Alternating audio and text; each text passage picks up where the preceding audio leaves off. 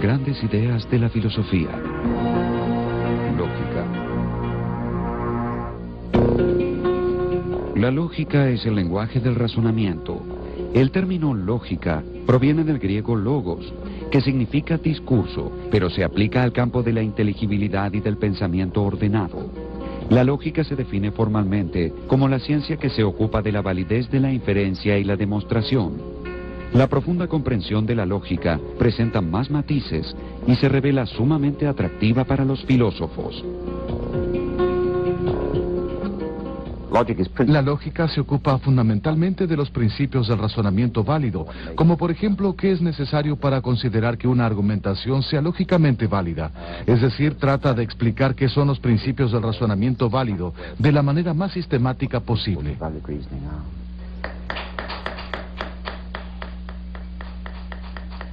Al ser implementada por un hábil profesional, la lógica se convierte en una poderosa herramienta para interrogar al mundo en el que vivimos.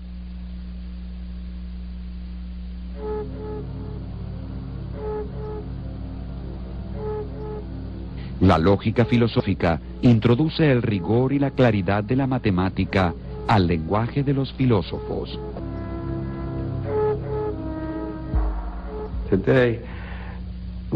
Hoy en día, cuando hablamos de lógica, solemos referirnos en realidad a una rama de la matemática. Cuando los filósofos hablan de la lógica, se refieren a la lógica moderna, que antes solía llamarse lógica simbólica, pero se la denomina habitualmente lógica matemática. La misma comprende las teorías de los conjuntos y la teoría de las funciones computables, que es el aspecto matemático de lo que se conoce como la ciencia de la computación. Como medio para describir el pensamiento racional, la lógica trasciende muchos límites filosóficos y se adentra en el campo de la metafísica, la epistemología y la filosofía de la mente y del lenguaje. Es una herramienta a trabajar sobre ciertas nociones básicas como la referencia, la predicación, la identidad, la verdad, la negación, la cuantificación, la existencia, la necesidad, la definición y la consecuencia. El origen de la lógica se remonta a Aristóteles, quien vivió en la edad de oro de la cultura griega en el siglo IV a.C. Sus reflexiones sobre la lógica pueden apreciarse en algunas de sus obras, entre las podemos mencionar primeros analíticos, segundos analíticos, categorías y sobre la interpretación, que en conjunto se conocen bajo el nombre de órganon. Aristóteles deseaba establecer reglas que permitieran a los ciudadanos griegos detectar una argumentación formalmente válida y correcta de otra inválida y por lo tanto incorrecta. El principio de no contradicción y del tercero excluido son fundamentales en la lógica aristotélica. El principio de no contradicción sostiene que ninguna proposición puede ser verdadera y falsa a la vez, mientras que el principio del tercero excluido sostiene que una proposición debe ser o bien verdadera o bien falsa. Aristóteles creó su sistema de lógica formal a fin de poder determinar la validez de una argumentación independientemente de su contenido. El centro de la lógica formal aristotélica es el silogismo, una forma de argumentación compuesta por dos premisas y una conclusión, como por ejemplo, todos los hombres son mortales.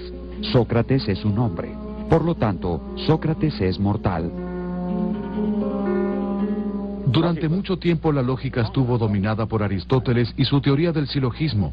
Podría decirse que él tenía una visión muy simple acerca de lo que es un razonamiento.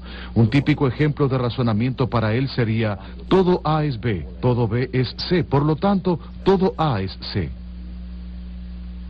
Un silogismo es un discurso en el que, una vez concedidas ciertas cosas, se siguen o concluyen necesariamente otras distintas. Me refiero con esta última frase a que las mismas producen la consecuencia, y por ello no se requiere de ningún otro término adicional para hacer que la consecuencia sea necesaria.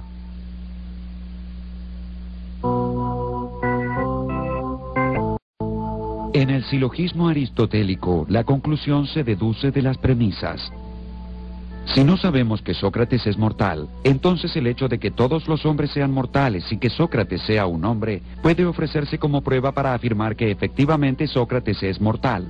Este es un razonamiento deductivo, es decir, que la conclusión es la consecuencia necesaria de las premisas. La característica de un silogismo deductivo exitoso consiste en que al ser ejecutado correctamente, no pueden inferirse conclusiones falsas de premisas verdaderas. Tomemos el siguiente ejemplo. Todos los árboles son plantas. Todos los robles son árboles. Todos los robles son plantas. Podemos formalizar este razonamiento y expresarlo de esta manera. Todo M es P. Todo S es M. Por lo tanto, todo S es P. Esta forma de argumentación es válida y su validez es totalmente independiente de la verdad de los enunciados que la componen. Por ejemplo, tomemos un razonamiento tan discutible como el siguiente. Todos los árboles son ángeles. Todos los pájaros son árboles. Por lo tanto, todos los pájaros son ángeles. A pesar de las apariencias, este razonamiento es formalmente válido, aunque sus premisas y conclusión sean falsas. Asimismo, también puede ser válido un razonamiento con premisas falsas y conclusión verdadera. Todos los árboles son flores.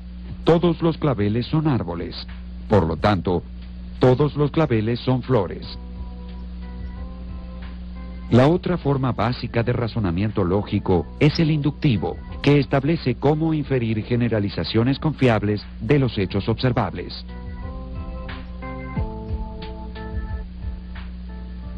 Aristóteles no hablaba únicamente sobre la deducción, sino también sobre la inducción.